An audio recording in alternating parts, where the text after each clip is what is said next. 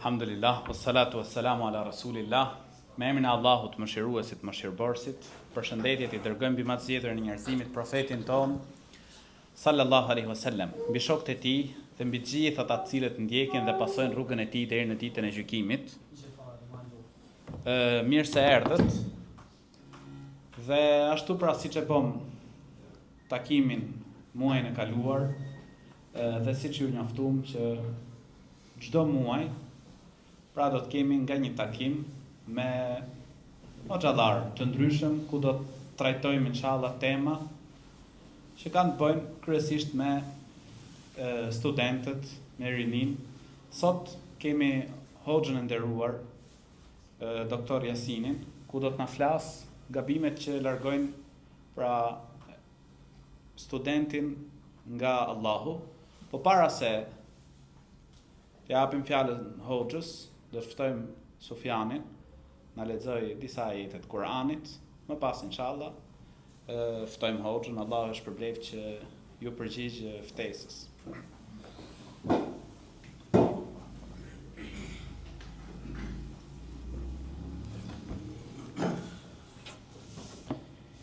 أعوذ بالله من الشيطان الرجيم والسماء بنيناها بأيد وإنا لموسعون والأرض فرشناها فنعم الماهدون ومن كل شيء خلقنا زوجين لعلكم تذكرون ففروا إلى الله إني لكم منه نذير مبين ولا تجعلوا مع الله إلها آخر إني لكم منه نذير مبين كذلك ما أتى الذين من قبلهم من رسول إلا قالوا ساحر أو مجنون أتواصوا به بل هم قوم طاغون فتول عنهم فما أنت بملوم وذكر فإن الذكرى تنفع المؤمنين.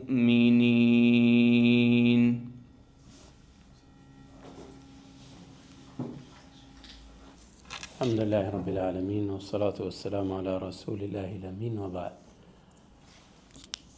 E filloj me emrin e Allahut, paqja mëshira e Allahut qoftë me të mirë profet, mbi Muhamedit alayhis salam.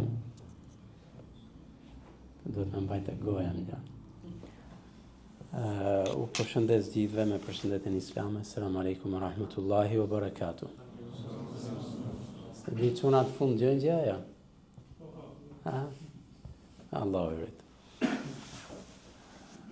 Falenderojmë Allahun e Madhëruar i cili na i dha këtë mundësi që të takohemi, dhe ku ka më bukur dhe më mirë se sa tilla takimesh, ku përmendsim Allahun subhanahu wa taala dhe rikujtojmë njëri tjetrin, sepse të gjithë kemi nevojë për rikujtim, ashtu si dhe ajeti kuranor, pra përmend, përkujtoj, sepse përkujtimi u bën dobi besimtarëve. Tematika që vëllezërit kanë menduar për sot është ajo tematika që e keni parë, pra gabimet që largojnë studentin nga Allahu subhanahu wa taala. Dhe unë do të përpiqem të përmend shkurtimisht disa prej tyre, patjetër janë shumëta, secila prej tyre kërkon një shtjellim më të gjerë, po i themi një rikujtim me përmend në disa pika kryesore, ku secili prej nesh të kontrolloj veten e vet, ta shohë veten e vet ku është dhe të përpiqet ta përmirësoj dhe ta rregulloj. Sepse fjalët, këshillat, në moment që nuk kalojnë në praktik, nuk kalojnë në zbatim, ngelen fjalë dhe që i themi ne fjalët i merr era. Dëgjojmë diçka të bukur, elhamdulillah dhe kaq. Qysh ndodh ndonjëherë që pyet dikën, si ishte xhumaja sot, thot mashallah, hoxha ka fol shumë bukur, por për çfarë ka fol? Ka fol për Zotin. Pra, ka fol diçka që ka të bëjë me fen, domethënë normalisht hoxha nuk do dali të mësoj matematikë, fizik ditën e xhuma. Prandaj o vëllezër, është shumë e rëndësishme që ne t'i vëmë rëndësi pra praktikës. Ndaj unë do përmend shkurtimisht disa gabime për të quajmë, të cilat ndikojnë që njeriu të largohet. Dhe nuk është problemi thjesht tek largimi, problemi është sepse njeriu sa më tepër të largohet, aq më tepër ka të vështirë të kthehet atje ku ishte. Pra ndoshta je këtu, po zbret në një raj shumë sa që nuk e mundësi me u ngrit. Me u ngrit dhe me harrit të paktën atje ku ke qenë. Sepse njeriu sa më tepër të largohet, njeriu sa më tepër të largohet nga Zoti i tij, aq edhe më pak do ta ketë ndihmën e Allahut subhanahu wa taala. Ndaj dhe Allahu i madhëruar thot në Kur'an, falamma zaghu azagha Allahu qulubahum Allahu la yahdi al-qawma al-fasiqin. Pra kur ata devijuan, u larguan, e morën rrugën e keqe kur i themi ne, Allahu ashtoi. Sepse Allahu nuk e udhëzon një popull i cili është i prishur, i devijuar. Ndaj njeriu pra duhet të jetë shumë i kujdesshëm, sepse kur del nga rruga, në fillimet e tua është kollaj me u kthyer në rrugë, në rrugën e duhur.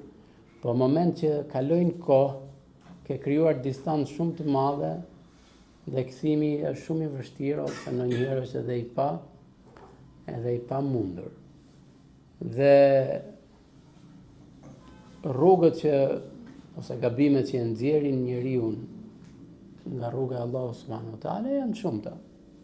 Që tregohet në një hadith që pejgamberi sa bëri një vizë të drejtë, tha kjo rruga e drejtë e Allahut subhanahu wa taala, dhe ansore bëri disa dalje kur i themi ne, dhe tha në çdo derë prej tyre ka një shejtan i cili i fton njerëzit që të marrin atë rrugë. Ndaj lutim Allahun e mëdhëruar na fuqizoj dhe të na bëj që kur gabojmë të kthehemi, se s'ka dyshim, të pak gabushëm nuk jemi, po dallimi është se njeriu kur kujton Allahun e mëdhëruar, kur kujton madhështinë e tij, kthehet. Kurse ai i cili nuk ka suksesin dhe ndihmën e Allahut subhanahu wa taala, kujtohet sa dush, ai nuk kthehet dhe nuk përfiton. Ndaj prej gabimeve që bëjmë, nuk është qëllim renditja, thjesht po i përmends, pra nuk është qëllim që kjo është më rëndësishme se tjetra, po thjesht një renditje pa pas qëllim rëndësinë e tyre. Është që besimtari, studenti, lë mënjan anën shpirtërore dhe besimin. Pra nuk kujdeset. Dhe mos kujdesja ka shumë arsye, po një nga arsyet që është normale, që nuk është të thotë elhamdulillah ne jena musliman, falena, agjërojmë edhe mendon se me kaq e ka kryer. Dhe lëmënjan funizimin e shpirtit të tij, e zemrës së tij, me ato gjëra që e bëjnë që gjithmonë të jetë e gjallë, gjithmonë të jetë e ndjeshme. Ndaj, nëse dikush do të vi tani dhe thot elhamdulillah, unë e hanga dregën, kështu që s'ka nevojë për darkë, po edhe nesër s'ka nevojë, po e pas nesër s'ka nevojë se kam ngrënë një vakt mirë. Si mendoni ju? Ka nevojë ajo? A ka nevojë ajo? Patjetër që ka. Dhe organizmin që ka vënë Allahu subhanahu wa taala do filloj të japi sinjale që uria shpejt, sepse nuk po, trupi ka nevojë për ushqim. Dhe elhamdulillah, njeriu e kupton që ka nevojë për ushqim dhe shkon tek tavolina, në varësi të mundësive, furnizohet. Po kur shpirti ka nevojë për ushqimin e vet, shumë herë ne nuk i kuptojmë ato sinjalet. Dhe neglizhojmë, themi asë, elhamdulillah, në rregull. Dhe ajo uria vazhdon shtohet, gryen, derisa ta çoj shpirtin e njeriu, po e krahasojmë me trupin e njeriu, në një sëmundje. Që i thonë sëmundjet e keq ushqyerjes, apo jo? Dhe po e la shumë mund shkoj edhe në vdekje. Dhe ti akoma nuk e ndjen. Pse? Sepse ato që çojnë sinjalin nuk funksionojnë. Pra nuk funksionojnë dhe si rezultat ti mendon se elhamdulillah çdo gjë është në rregull, po shpirti është të vujt. Pra kur them shpirti kam për qëllim anën shpirtërore, besimi, zemra e njeriu. Dhe ndoshta kur të kujtohesh, do jetë shumë vonë, ose është e vështirë që ta ringjallësh kur i themi ne, ose kostua shumë e madhe. Pra kostua mund të jetë shumë e madhe. Me kuptim duhet shumë lodhje, shumë mund që ti të fillosh shpirtin tënd të japësh ato elementet e gjallërisë. Ndaj o vëllezër, shumë herë ne e keq ushqejmë shpirtin ton, ose nuk i japim gjë fare. Dhe ashtu që trupi ka ushqimet e veta, edhe shpirti ka ushqimet e veta, që janë shumëta, pra adhurimet, përkujtimi, e të tjera. Ndaj duhet jemi shumë të kujdesshëm, që të kujdesemi për anën shpirtërore tonë. Dhe mos ta lëm që të vuaj nga ushqimi. Dhe mos të bazohemi në këto termat e përgjithshëm që unë jam musliman, elhamdulillah, na ruan Zoti, kena besimin në rregull, gjëra të tilla që teorikisht janë në rregull, po kur vim praktik, hasim shumë probleme. Që është ndodhur ndonjëherë në mesin ton, kena një shok, një mik të mirë, themi elhamdulillah, ne na shok e mik, edhe kështu që nuk i vëmë rëndësi të kujdesemi, nuk i vëmë rëndësi mirësjelljes me të, gjithmonë e lëndojmë, gjithmonë e prekim dhe duke u bazuar që ne jena rrit bashka, kupton? Po, ti vërtet ke miqësi, po e preke, që do ndodhin? Do filloj të zbehet. Edhe çështja e shpirtit ton dhe zemrës ton. Kur ne bazohemi në këto gjëra që elhamdulillah jena musliman, po nuk e ushqejmë, me kalimin e kohës do të dobësohet. Ndaj dhe ne e dim që besimi ngrihet dhe ulet. Po në moment me çfarë ngrihet? Ngrihet me shumë gjëra, pra punë e mira në përgjithësi që themi. Po në moment që ti nuk i bën këto punë e mira, a do ngrihet besimi? Jo pra. Po do filloj rënien, derisa të shkoj tek rënia e lirë, e pastaj hajde kthehem mbrapa. Ndaj ti vëmë shumë rëndësi që ta ushqejmë shpirtin ton, zemrën ton me punët e mira, të cilat janë shumëta, të cilat na mbajnë ne gjallë. Pra na mbajnë ne të jemi gjallë. Sepse secili prej nesh për shembull të bëj një krahasim ndonjëherë me periudhën e parë që ka pas kontakte me xhamin, me besimin. Si ka qenë? Ka qenë më i përkushtuar në përgjithësi, pra ndodh. Ka pas më merak se shif se mos gaboj, mos bëj diçka gabim, mos diçka nuk e bën që duhet. Po me kalimin e kohës, fillon dhe çfarë ndodh? Nuk e kam më këtë ndjeshmëri. Për këtë arsye futet në namaz me imamin, Allahu Ekber pas imamit. Pastaj mbajnë mend kur imami thotë Selamu alejkum wa rahmatullah. Te qa sure lexove shumë rekatën e parë? S'di. Po qa them sejdë? S'di. Pse? Sepse e të bërë diçka mekanike, pra. Kur i themin si teknologjia, shtyp butonin dhe vazhdojnë zinxhir. Edhe ne, Allahu Ekber, e shtypën butonin, fund fare, stop, selam aleikum rahmatullah, edhe krye. Dhe nuk kemi ma të ndjershmërinë, për shkakun që ka namazi, për qëndrimi namaz, me qenë i vetëdijshëm kur janë namaz, e të tjerë. Thash mos zgjerohem shumë se pastaj u lash këtu, e pse Zejdi tha natën e ke parë. Edhe çunat sot kanë dalë për jetë natë, apo jo? Po pra jetë natë në Allah, se ne po flasim me çuna musliman. Allahu i rit. Gjithashtu, prej gabimeve që bëjmë djema, është që nuk i vëmë rëndësi dijes. Pra nuk i vëmë rëndësi dijes. Dhe kënaqemi me pak. Alhamdulillah. Kam mësuar me, u fal. Shqyqy Zotit, Fatihën, 3 suret e fundit, i kam mësuar. Hajtë për hatër edhe ajetin kursi, ose në një sure tjetër, edhe. Ndaj, në ndodhë shumë herë që kemi vëllezër besimtar, po bëjnë vite në xhami, akoma 3-4 sure, 5 sure, apo maksimum këtë suret e fundit. Apo jo vetëm kaq. A i mirë që 3-4 sure di, apo 5 sure, po me pyet, po qa kuptimi kanë këto sure që ti ke mësuar dhe ditë për ditë i lexon? Nuk e di.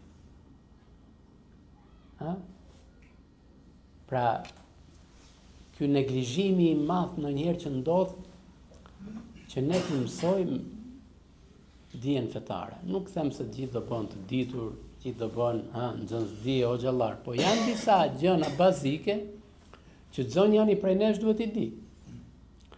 Sidomos si ju që jeni student dhe jeni në kontakte të ndryshme. Ti je në kontakt me lloj-lloj idesh dhe ideologjish. Me lloj-lloj konceptesh. Si do i përballesh me këto ti? Je i dobët. Ndaj dhe një dyshim të hidhet, të vjen dikush të hedh një dyshim rreth besimit, të lkund. Pse? Ti nuk e informacionin e duhur. Ti nuk e dijen e duhur. Ndaj dhe i vrejmë në njëherë disa pyetje që mund të jenë shumë bazike dhe përgjigjja saj është shumë e qartë, ama dikush fillon e lkundet. Pastaj ndodhe një fenomen tjetër. Duke qenë që mu më erdhi një dyshim, tani mu kam pak siklet ta pyes një hoxh ose njëri më të ditur, si është kjo punë, sepse do të duket sikur unë kam dyshim dhe kam dyshim në besimin, besimin tim. Dhe përpiqesh atë mangësi që ke ta mbulosh. Po sa kohë do ta mbulosh fajin? Do vinë ditë që do shpërthej. Ndaj vëllezër, është shumë e rëndësishme që një musliman të përkushtohet në mësimin e gjërave bazike që ati nevojiten në jetën e tij. Pra në gjërat bazike që nevojiten në jetën e tij. Dhe ndonjëherë këtë gjë e përcakton dhe rrethanat ku je, aktiviteti që ti ushtron. Pra po themi dikush i cili është në një ambient ku shtohen njerëzit cilët janë një besim tjetër, ti ke nevojë që të njohësh disa gjëra në këtë fushë. Kur ti je në një ambient ateist, ke nevojë që të kesh informacion se ku janë gabimet e tyre, si unë mund të flas me ta dhe si mund të përgjigjem atyre dyshimeve që ata hedhin. Nëse ti je një ambient ku ka devijime të qarta në besimin islam, duhet di se si të japësh një përgjigje këtyre gjëra. Pra në varësi të situatës tënde. Ama gjërat bazike duhet i kemi të gjithë. Sepse subhanallahu, një nga gjërat më të rrezikshme që ne kemi sot janë këto dyshimet që hidhen rreth besimit dhe fesë islame. Dhe sot janë shumë të imta, pra diçka që ti ndonjëherë nuk i vë rëndësinë, po aty godet dhe aty fillon dhe ky dyshim në fillimet e veta mund të jetë një dyshim shumë i lehtë, me kalimin e kohës fillon Për shembull, nëse do të bëj një pyetje unë, pa kërkuar përgjigjen për ju. Kush është historiku i Kuranit? Pra si ka ardhur Kurani nga Allahu i Madhëruar tek pejgamberi sa dhe te brezi jon sot? Si? Shumë ndodhi që ka ndodhur. Pra, dhe po të shohësh, shumë prej islamofobëve, apo islamofobë është pak termi ëmbël, apo ja? Termi fetar është qafir. Qafir në Shqip nuk ka kuptimin fetar. Qafir në Shqip dhe më thënë e depsis maskara. Pra, shumë dilema që hedhin rreth Kuranit.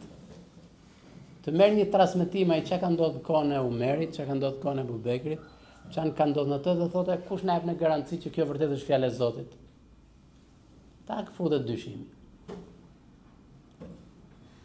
Dhe në moment që një diçka futet dyshimi, edhe niveli i besimit në të pasaj fillon zbehet. Sepse unë kur kam një profesor, po marr një shembull, që unë jam i bindur që ky është shumë i ditur. Informacionin prej tij unë e marr shumë komod, apo jo? Sepse them ky është i ditur dhe informacionin që më jep vërtet më jep sakt. Ama kur unë jam përballë një profesori që them, ky i ka ngatrur ca gjëna, kupton? Përfitoj dot më prej tij unë? Çdo informacion që marr prej tij kam nevojë që të shkoj diku tjetër ta siguroj. Ndaj dhe përpiqen të cunojnë ku te Kurani.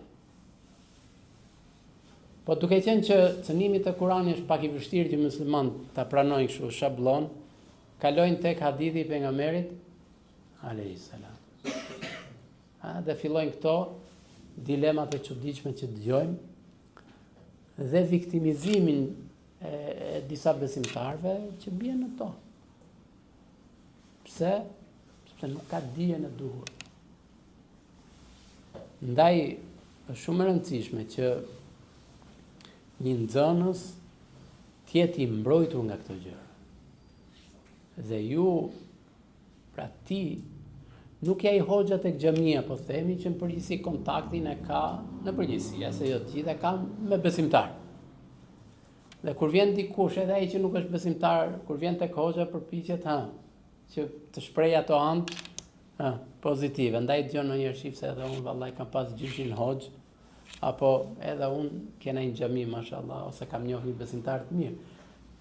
Ti je në mes betejës, ti je aty ku është mendimi, studentët, të cilët dëgjojnë shumë, lexojnë shumë, dhe nuk kanë një orientim, domethënë, ata dëgjojnë dhe lexojnë shumë gjëra. Dhe fillojnë këto dilema. Për shembull, që është fare qesharake, po që shumë herë njerëzit e bëjnë këtë pyetje dhe thonë po mirë, bota islame pse është e prapambetur? Kjo tregon që ata kanë mendimet e tyre, mënyra se si funksionojnë, kanë ca probleme që kanë ngel atje ku janë. Ndërkohë po të shohim botën krishtere, ka ecë përpara. Edhe fillot futet dyshimi, po shif se kjo mund të ketë bëje pak me besimin. Se ndoshta besimi që kanë këta njerëz, ideologji që kanë këta i bën pak, dhe këta tjerë i bën të avancojnë. Ndaj kur e pyetën një hoxh, i thanë, po herët domethënë, i thanë, si ka mundësi që ne muslimanët kena ngelur mbrapa dhe Evropa ka ecë para. Kuptohet, fatkeqësi sot ka ngel mbrapa ka ecë para, kuptohet vetë teknologjia, se ana morale e shumë vlerat njerëzore nuk i vën në atë. Dhe ai jep një përgjigje dhe i thot, kur ne e lam fenë e Zotit, Allahu na lat jemi në këtë gjendje. Kur ata e lanë fenë e tyre, ecën përpara. Kuptuat apo jo? A e kuptuat apo jo? Pra gjithë e lam, edhe ne ata. Po ne lam diçka që na nxiste përpara, edhe ram. Ata lanë diçka që gjithmonë i kanë mbajt nën kontroll, në moment që e lanë, ecën para. Pra, shumë e rëndësishme vëllezër dija. Shumë e rëndësishme. Ndaj çdo individ, çdo shoqëri, çdo kolektiv nuk mund të eci para në të gjitha fushat nëse nuk i vë rëndësi dijes. Pra, në varësi të fushave. Pra, nëse ne do të flasim në fushën e shkencës, nëse një popull nuk i vë rëndësi shkencës, do ecim përpara? Jo. Nëse do vim në fushat e dijeve fetare, nëse nuk i vë rëndësi, do eci para? Nuk do ecim përpara. Ndaj për këtë arsye, sa më tepër ignorancë të ketë, aq më tepër është mundësia që njerëzit të fusin në këto shoqëri problematika, sprova, fitne, dyshime të tjera, sepse ka ignorancë. Ndaj dhe në historinë islame, kur kanë qenë të përkushtuar nga dijes, gjërat kanë qenë shumë mirë. Moment që neglizhon dijen, gjithmonë ka pas probleme. Pse? Se një njeri që ka dije është i mbrojtur. Patjetër dija nuk ka fund, po që thamë disa gjëra të rëndësishme. Pastaj gjithmonë ne do kemi nevojë që të mësojmë, gjithmonë do kemi nevojë të pyesim ata që janë më të ditur. Po ka ca gjëra të cilat duhet të dish. Ca gjëra bazike dhe në varësi të ambientit ku je, ke nevojë që në atë fushë ti jesh më i thelluar. Sepse aty ti e ke kontaktin. Ti e ke kontaktin me atë grup ose atë kategori njerëzish. Ndaj djema vëni rëndësi dijes, mos neglizhoni. Dhe përtej mirësisë që ka dija, vallai do ndjesh një kënaqësi në veten tënde. Pra nuk ngopesh ndonjëherë. Ndaj dhe pejgamberi alayhis salam që shka përmend në një hadith, ku thotë se Allahu i mëdhëruar dijen nuk e ngre duke u heq njerëzve, po e ngre dijen duke vdekur njerëzit e ditur. Dhe në moment që vdesin njerëzit e ditur, pra s'ka më të ditur, njerëzit zorrin pa pyet. Do bëjnë në pozicionin e të diturve njerëz pa dije, të cilët pra do mësojnë të këta, do i pyesin, dhe thot pejgamberi selam, pra do të humbasin vetë dhe do të humbasin të tjerët. Lusim Allahun e mëdhëruar që na bëj për atyre të cilët kanë dashurinë ndaj dijes. Që thot një herë një grua thot për burrin e vet. Thot isha shumë xheloze ndaj librave të burrit tim, më tepër se sa i të kishte gratë tjera. Pse? Sepse gjithë kohën e vetë e kalonte mbi libra. Dhe njeriu kur dashurohet pas diçkaje, të gjithë vështirësitë nuk i ndjen, apo jo? Apo i ndjen? Ama kur dashurohesh me diçka, nuk lodhesh. Pra, çdo lodhje, çdo sakrificë e shumëzon me zero. Moment që nuk dashurohesh me diçka, sa do e lehtë të jetë ajo ty të duket, duket shumë e vështirë. Dhe elhamdulillah, vëllezër, sot në Shqipëri, mundësit janë që çdo njeri prej nesh të mësoj të ecin përpara. Pra nuk është, po themi si në vitet 90 që kishe nevojë ti ke jashtë Shqipërisë të mësoj, alhamdulillah sot ka në Shqipëri njerëz të cilët kanë nivel, kush më shumë, kush më pak, po ka nivel. Pra atë që do, me mësuar, me përfituar. Dhe ju jeni student, nëse ju nuk mësoni, nuk lexoni, çfarë do themi ne për njerëzit të cilët pra janë gjithë ditën të punuar në ndërtim, apo gjithë ditën të bredh mbrapa dynjas, ku të kap një punë këtu, ku të kap aty. Pjesë e mirë juaj pra janë student, pak a shumë kohën e kanë në dispozicion të dijes. Edhe jam mësuar edhe me leximin, jam mësuar me studimin, se kanë ca për shembull që kur fillojnë lexojnë, fillon u dhëm koka. Se nuk përveç se TikTokut patjetër. Aty është kënaqësia e madhe dhe dashnoria e çdo njonit, prej rinis. Aty më shkrihet. Po as TikToku, as Instagrami s'tjapin dije. Po t'japin ca informacione, ca gjëra, po. Nuk mund të bëhesh mjek kur i themi ne, të ndjek Instagramin, apo ja? Apo bëhet, si mendoni ja? Bëhesh ajo? Mund të bëhesh, po do vrat sa njerëz, do dëmtosh vetën, do bësh ca eksperimente, edhe pastaj varet ku përfundon. Si e kena nisë ne o quna, vallaj, edhe namazin natës, i bjet, ta falim këtu.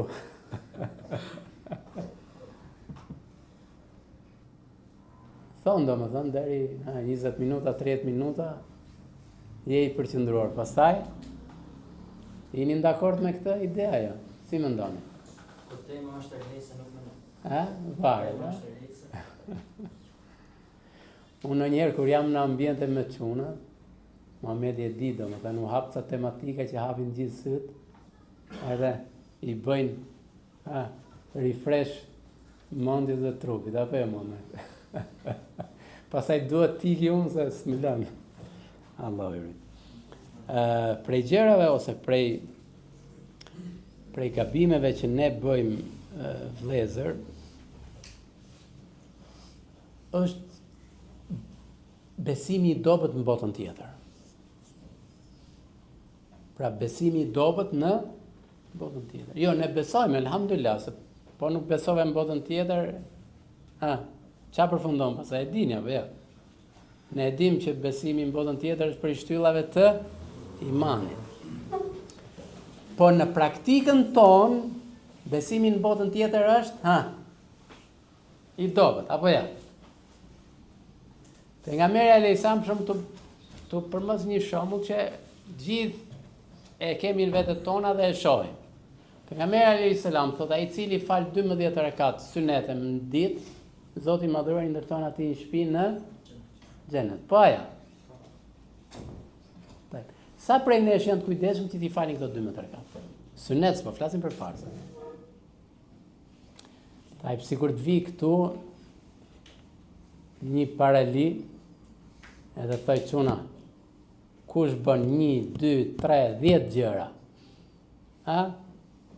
në fund vitit, jo në fund ditës, fund vitit do t'i jap një shtëpi në Tiranë 1+1. Si mendoni? Si mendoni? Da bëjmë ajo? Për Zotin, unë jam i pari do ta bëj valla. Baba ndërtim, ditë për ditë me punu ndërtim, po e di në fund vitit do marrë një shtëpi. Fund vitit. Pra, Zoti i madhëruar të premtoj një shtëpi në xhenet. Ky zotnia këtu të premtoj një shtëpi të vogël, po shtëpi, ose edhe një sojourn apo në dynja. Si do jetë përpjekja jote këtu dhe këtu? Si mendoni? Ndonjëherë ai shoh disa çuna, mashallah, fizike të tjera. Vinë të fundit në xhami, ikin part. E ndonjëherë me shaka i them, po synetet i them do i falsh në varra, me do më thënë i ke lënë për atje më tanë, me i falë si është puna. Dhe i po them, kjo dobësia që kemi në besimin në botën tjetër, na bën që nuk jemi shumë të motivuar. Për shembull, pejgamberi alayhis salam thot ai i cili lexon një gërëm nga Kurani, sa shpërblime ka?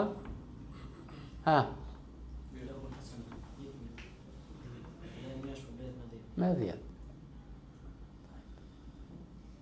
Imagjino nëse ti lexon vetëm surën Fatiha, sa shpërblime do kesh?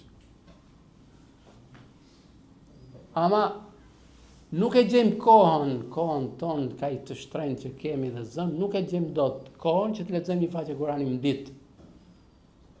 Nuk flas për gjithë, po edhe pak nuk jemi, Zoti na fal. Nuk e gjen kohën në 24 orë që të hapësh Kuranin, të lexosh një faqe Kurani. Që sa shpërblime ka kjo faqe Kurani. Ndërkohë, gjithë ditën, del më sabah, kthesh më darkë, se në fund ditës do marrë 20.000 lek apo 30.000 lek të vjetra që na. Gjithë ditën, mashallah, del në mëngjes, ik, vjen, lodhesh, bëj, do marrë 20.000 lek. Pra, shife këtu, motivi këtu është shumë i fortë. Në fund ditës do marrë 20.000 lek, 30.000 lek, edhe nuk e ndjen, lodhjen. Motivi këtu e besojmë, dhe ka thënë Zoti i Madhëruar, ka thënë pejgamberi, ne e besojmë, ama motivi është shumë i dobët. Ai shumë i dobët sa ndonjëherë mendon se ky rob si beson këtë gjë. Sa robi po ti besoj, okay, nuk i bën dot ditë për ditë, po mirë mjav i bën. Sa çuna të rinj që mashallah janë të fuqishëm kemi që namazin e vitit kalon një javë se kanë fal një herë. Apo ja. Ndaj tregonte dikush, domethënë që në një xhami shkon një pasanike, shikon xhamia, 10 veta namaz sabat apo 20 veta, domethënë shumë pak. Edhe ai mashallah nxjerr portofolin 100 euro. Gjithë 100 euro. Ditën tjetër namaz mëngjesit pa u brezani s'kishte vënë në xhami. Apo ja. Pse? Se 100 euro tek zemra ime janë shumë herë vlerë më e madhe se sa të fal namazin e mëngjesit në xhami. Ose ta fal namazin e mëngjesit në kohën e vet. Unë e besoj, botën tjetër e besoj, Zoti do t'i shpërblej devotshmit, ka përgatitur për besimtarë, mashallah te barakallah. Po apo ja. Kur vjen koha me u martur, se e një çuna muslimane, s'po them atë tjetër. Je i gatshëm, shpenzon kohën, parën, që martohet me një femër. Apo ja. Po e cilësoj femër se sot na po thret qameti, a kupton? Mashallah të barakallah. Ai që ka pare shkon 5.000 euro, 10.000 euro flori. Po edhe këto trëndafilet nga 20.000 lek, 30.000 lek. Ti bëj qenë. Pastaj fillojnë në hadithet, ajetet kuranore, do të me bërë qefi në gruz, për hir të Zotit, mashallah. Bëhet tjetëri hoxh, mashallah. Apo ja. Kur pejgamberi alayhis salam ka përmend se atje në botën tjetër ka ca që quhen hurulin, keni dëgjuar ndonjëherë ajo? Janë më të mira se këto të kena këtu.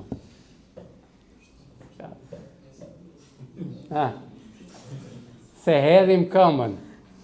Shumë zvarmën a tërheq me zi shkojmë pse.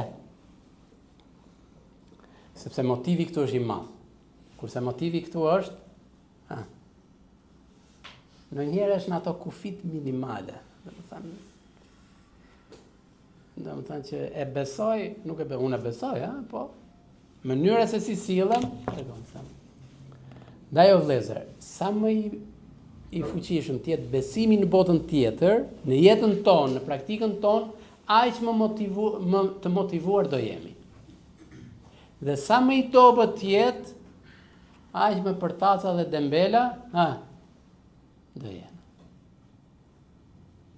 Ndaj është shumë e rëndësishme që çdo njeri prej nesh ta kontrollojë veten e tij ku është në besimin në botën tjetër. Ato gjëra që ka përmend Allahu i madhëruar, pejgamberi alayhis salam në botën tjetër. Tani me i marr ato duhet me pagur diçka, apo jo? Falas nuk janë. S'janë fal. Shembull, jo kur pëlqen një makinë e mirë, punon vite të tëra që ta blesh një makinë, se të pëlqen, varet se cili preferencat e makinave që ka, po që punon vite të tëra, lodhe, si të blej makinë, apo jo? Ama për botën tjetër çdo me pagujtje. Fare. Kështu, alhamdulillah jena musliman edhe xhenet ka këtë, po hiç fare. Ndaj vëllezër gjithmonë ta kontrollojmë, po ta kontrollojmë praktika, se kështu teorikisht, mashallah, te barakallah, biles ka prej nesh ja kalojnë shumë hoxhallarëve, me gjurë kur flasin, thaj, mashallah, se mos kur Zoti jep disave oratori të mirë, i jep edhe që është i aftë t'i bëj të tjerët për vete, ama kur vjen praktik, për toke. Gjithashtu prej gjënave që, ose prej gabimeve që të bëjmë, është imitimi i verbër. Imitimi i verbër. Do më thënë, unë bëj diçka sepse e bën ai, po nuk pyes ndonjëherë veten pse e bëj dhe pse duhet me bërë. Imitimi. Ky vishet kështu, unë vishem, si ky. Ky ecën këtu, unë eci si ky, po kush të shkur ai? Së di, brapa ti. Problem. Ndaj, tek baktit, ata që kanë rujt bakti, është ofendim e thëmë ka rujt bakti, apo ja? Gjitha i quna, të këtë rujt bakti, tur. Dhe baktiet që bëjnë barit? I vën dashit ose cjapit, i vën një zile, edhe vetëm ato merem, a i para gjithat baktit nga mbrapa. Se ku shkojnë?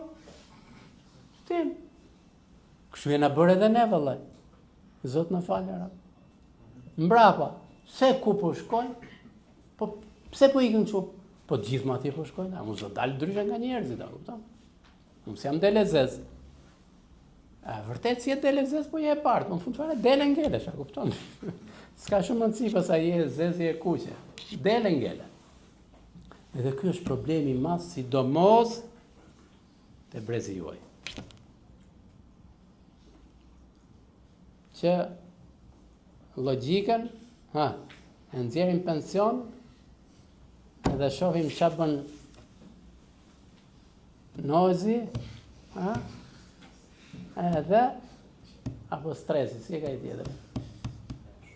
I thash një herë vallaj të gjurë stres do të bjerë Zoti, se të gjë tjetër. S'ka që me të prura. Sa të? A është fatkeqësia, vëllezër, për Zotin. Sidomos në kohën ku jemi, e gjën vllain musliman, motrë muslimane, ku thret qameti? Kush e bën dallimin, thjesht ky thotë unë besoj në Zot.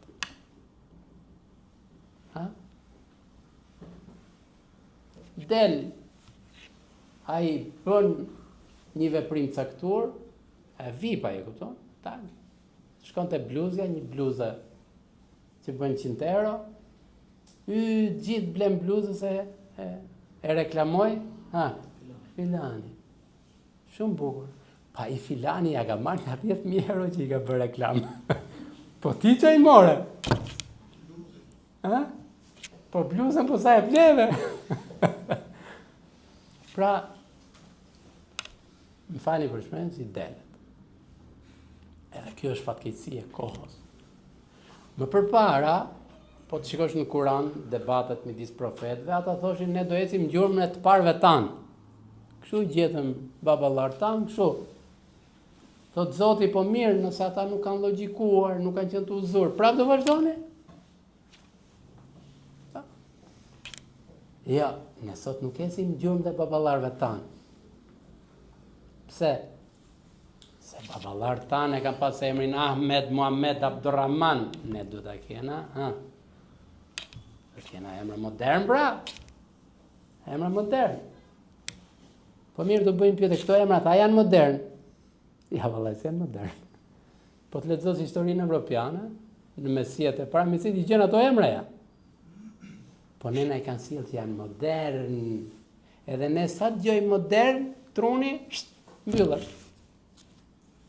E ka bërë filani, apo filania. Po mirë më Zotit falë. Tja je musliman. Po vëllaj, Allahu, profeti, këta janë më të shenjtë tek mua. Po për që janë të shenjtë, më falni, me vën një fotografi aty? Allah, Muhammed. Edhe, pastaj jepi. Asë është pra kjo. Se ti nëse e musliman, gjë e parë që du t'i bësh vetës tate pyetje, o po, kjo gjë që unë po bëj se e bën ky vipi, apo vipja, po, a lejot nga ana fetare, ja. Kjo është pyetje e parë du t'i bësh. Ja. Sytë edhe, mbrapa, këti apo ti, se Allah, ndoshta në njëri e pëlqen noizin e po mërzitet. E rëndësishme çuna. Pra, Allahu i madhëruar, për këtë arsye, në shumë ajete kuranore, çfarë thotë? E fela taqilun, a nuk, të tefekkerun, meditoni, pa këtë, ku jam të shkurën? Tani është turba, kupton, edhe muslimane, shkojmë në xhami, pastaj sa dal nga xhamia, robi ka pak sedër kur i themi ne.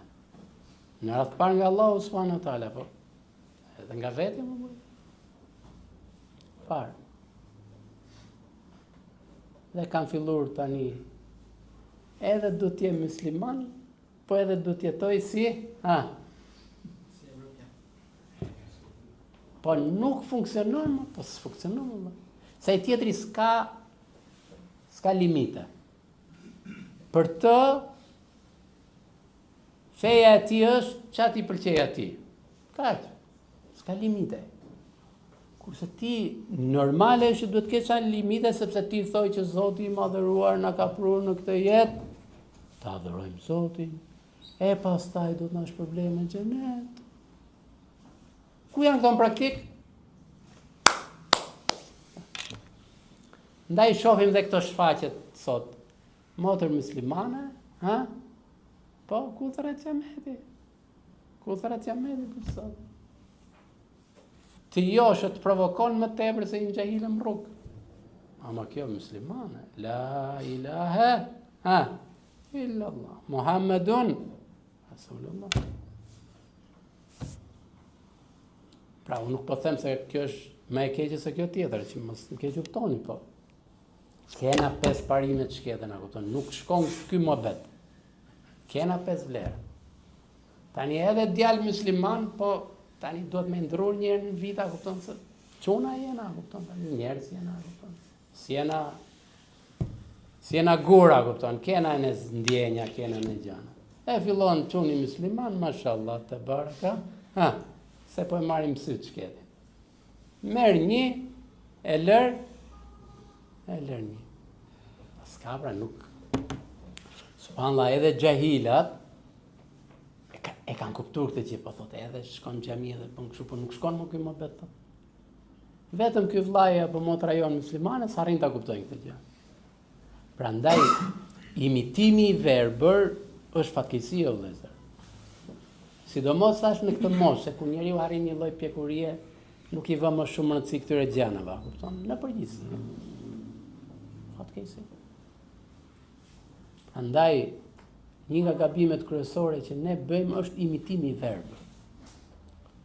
O vëllezër, Zoti na ka nderuar, na ka dhënë,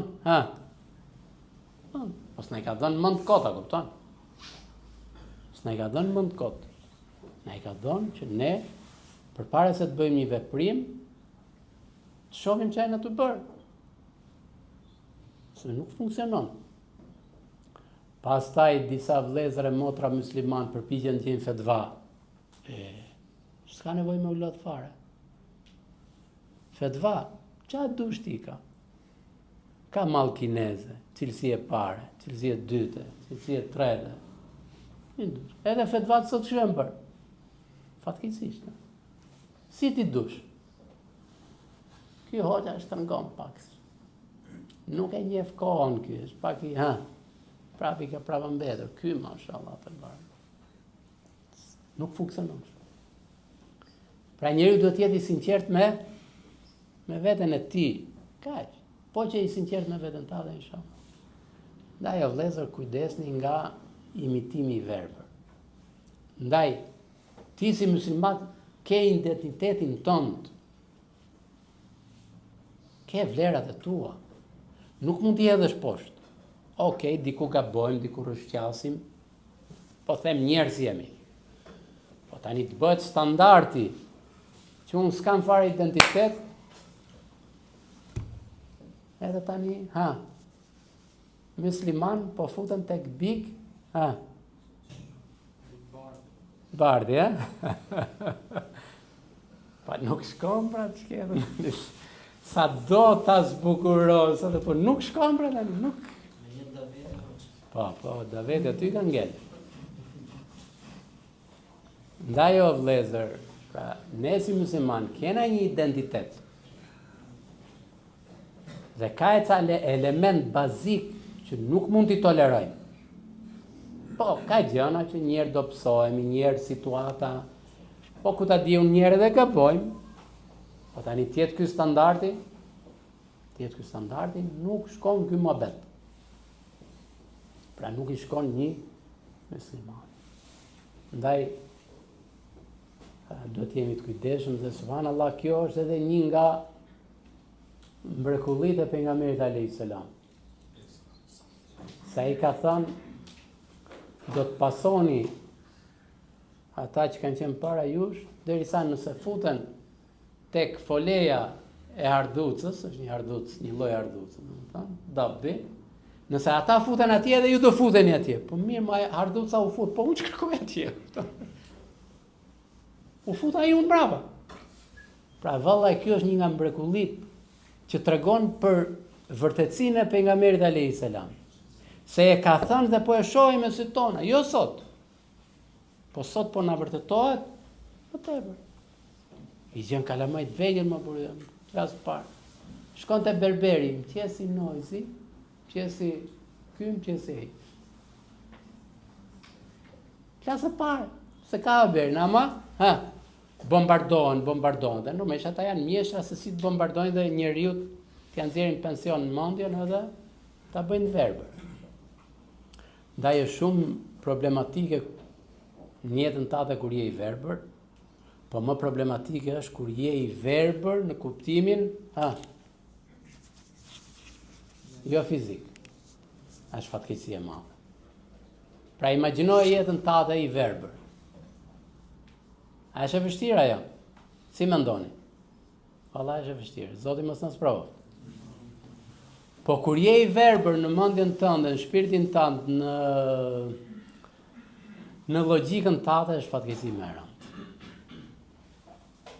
Se do jesh si ai verbi që të merr njëri për dorë, çon ai ku do se ti se di ku është rruga. Ai thot këtu, ti këtu. Allahu na ruaj të mos bëhemi të verbër.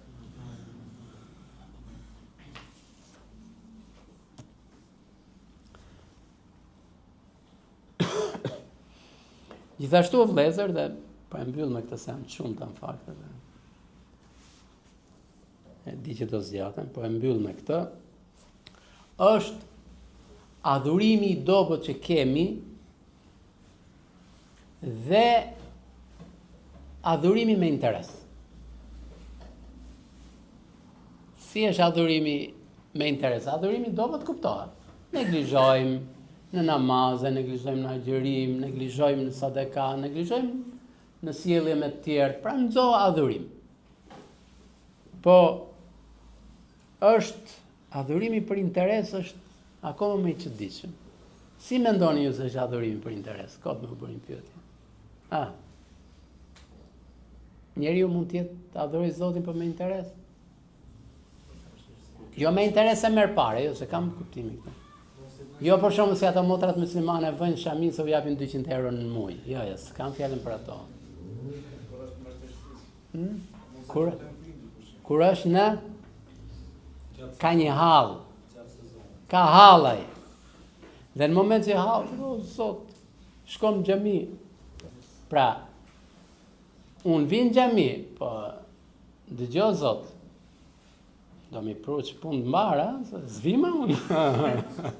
Ta bëj me hile, zvima. Është fatkeqësi këtë. Ndaj dhe Zoti i madhëruar çfarë thotë? O minan nasi me ya'budullaha ala harfin. Fa in asabahu khairun itma'anna bihi wa in asabatu fitnatun inqalaba ala wajhihi khasira ad-dunya wal akhirah. Ka njerëz që adhurojnë Allahun shumë dobët. Pra, dhe në arabisht dhe më thënë, e keni parasysh një humner? Kur ti shkon mund cep të humnerës. Një këm në humner, një këm, kështu jashtë. Një pagujtësi e vogël, ku bje? Në humner. Po re në humner, shansët me shpëtur sa janë? Shumë do. Ndaj thotë Allah, ka që adhurojnë Zotin kështu. Dhe kur ata i godet një e mirë, mashallah, adhurimi i Zotit është fantastik. Zoti tash përblen vallaj, shif bëna këtë direkt. Ma kompensoj Zoti direkt. Po kur të godet një sprov, thot Allah i madhëruar, largo. Dhe çfarë thot pasaj? Humbasin dynjan dhe edhe kjo është humbja reale. Kjo është humbja reale.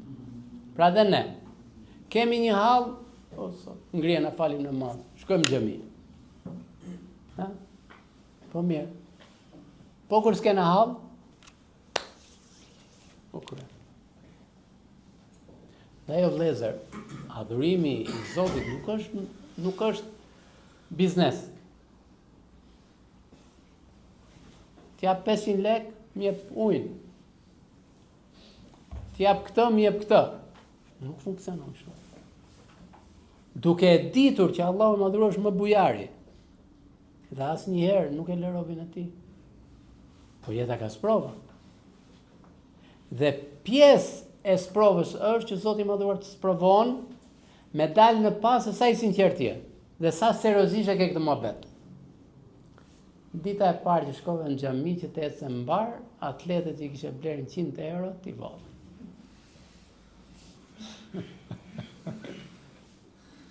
Tertë. Ma të vinë xhami, stafurullah. Nuk shkoj më në xhami. Pse? Me ti tertë. Fala namazin, tu dal nga xhamia me makinë, aksident. Problem. Pra kur ne e trajtojmë Allahun subhanahu wa taala si ata njerëzit me njëri tjetrin që mjep t'jap. Është fatkeqësi. Ndaj adhurimi nuk është interes. Interesi i dynjas, po them. Se s'ka dyshim që Allahu madhuro do të shpërblej. Po se si të shpërblen e djej nuk e di ti. Se ne shumë herë i vëm kushte Zotit. Gjo, si u po flasim me njëri. Unë do ta bëj këtë. Po në fund ditës du 50.000 lekshin. Mos t'kena lafe. Pa nuk është pra se është Zoti i madhëruar. Nuk funksionon kështu. Funksionon ndryshe. Dhe vallaj, Ne nuk e dim se kush hajri. Për Zotin, sa herë godet që ti këmgull në diçka dhe thoj, o, kjo unë, s'ka. Subhanallah, Zoti i madhuar të largon se e di që këtu është sherri jot, këtu është e keqja jote. Na ndodh ndonjëherë që na vinë ca çuna të rinj, ka rënë dashni. Ka rënë në çfarë çuna se ata të fundit se dëgjon. Ka rënë dashni. Problem. Mendja?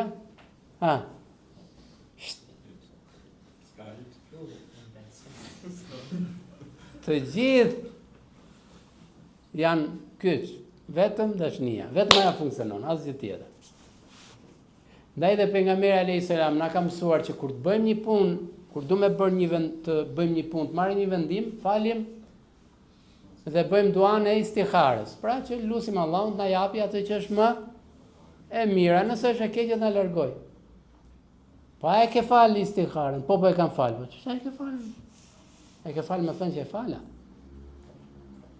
Dhe Allahu i madhëruar ta largon diçka që ti e do, sepse Allahu të do ty. Dhe nuk do që ti të sprovosh me atë gjë. Ama jo.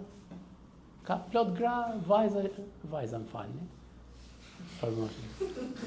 Që janë shumë herë më të mire se ajo, o budalla, thiri mendjes.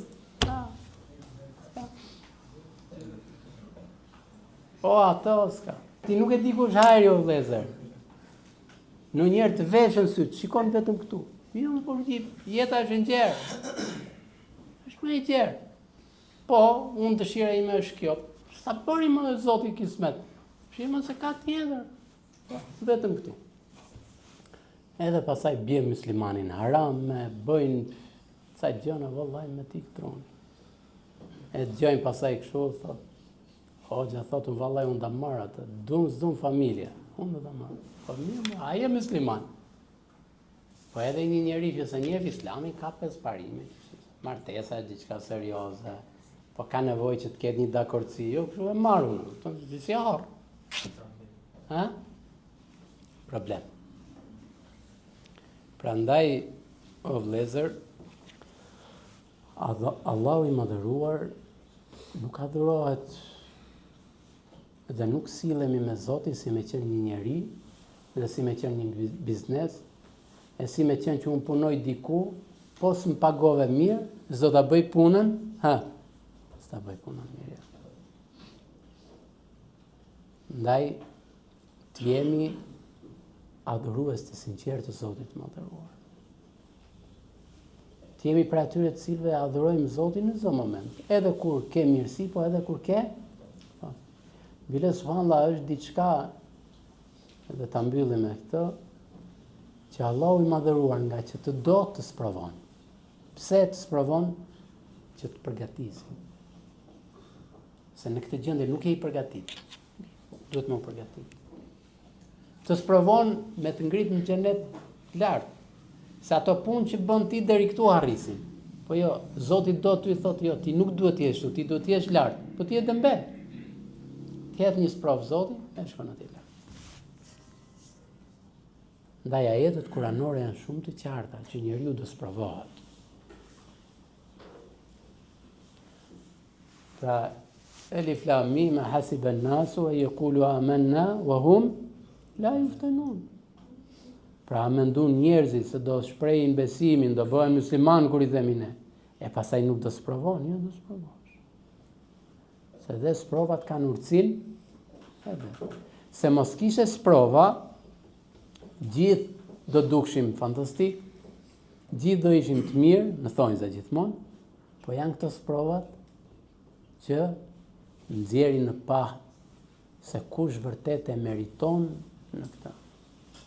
Ndaj unë po them diçka, për shumë, ju jeni student. Kur dallojnë përgjithsi nxënësit se sa të mirë janë, kur i marrin provim, apo jo? Aty dallojnë, se njëri merr 4, njëri merr -4, njëri merr 10.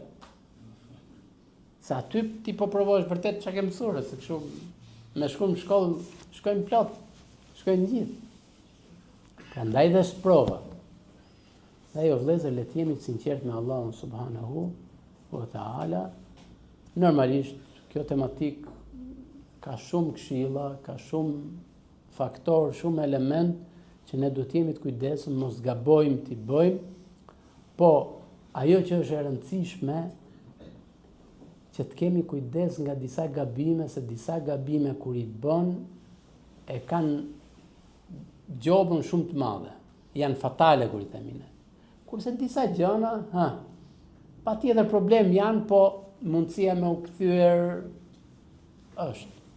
Ndaj kujdesni nga disa gabime, nga gjitha gabimet pa tjetër, por sidomos nga disa gabime që janë shumë fatale, që koston e kanë shumë të madhe dhe është e vështirë që ta përballosh. Dhe secila pa tjetër ka vendin e vet. أقول قولي هذا واستغفر الله لي ولكم فاستغفروه إنه هو الغفور الرحيم. Lutim Allahun e mëdhëruar që këto fjalë t'i bëj për hir të tij dhe të përfitojmë gjithë, unë i pari dhe vëllezërit e mi, se gjithë vallaj gjithë kemi nevojë. Pa dyshim gjithë kemi nevojë, po dikush është spravur më tepër se tjetri. Allahu i mëdhëruar na uzoft në rrugën e drejtë, na bëf që të jetojmë si besimtar, si musliman, dhe të dalim nga kjo jetë duke fituar kënaqësinë e Allahut subhanahu wa taala. Zoti u shpërblet, Zoti u nderoft për durimin. Inshallah Allahu i mëdhëruar e lutim që të na takojë gjithmonë në takimet e hajrit. Allahu nderoft subhanahu. Allah shpërbleft Hoxh Jasinin për këshillat. Lutim Zotin e qetësisë që të na mundësoj të gjithëve këto këshilla t'i praktikojmë, dhe patjetër Hoxha këto këshilla jep edhe nga eksperienca e gjatë që ka pas me studentët, qoftë edhe në Saudi, në Medinë, pra për vitet e tëra Hoxha ka qenë kryetari i studentëve, por edhe këtu në Shqipëri, pra Hoxha vazhdon të ketë kontakt të përditshëm me studentët. Kështu që lutim Zotin e qetësisë që këshillat e tij të jenë dobishme për ne të gjithë. Tani inshallah ftojmë vëlla generalin që ta këndojnë ilahi. Zotit lutju dhe i beso, rrugës ti mos ju largo, përveç ti tjetër nuk ka, la ilaha illa Allah. Përveç ti tjetër nuk ka, la ilaha illa Allah. Zoti dashur ty të madhëroj, me namaz të adhuroj, ti e një tjetër nuk ka, la ilaha illa Allah. Ti e një tjetër nuk ka, la ilaha illa Allah. Nëse Allah ti shpëtim don, jeto ti si musliman, da gjennetim për me pa, la ilaha illa Allah.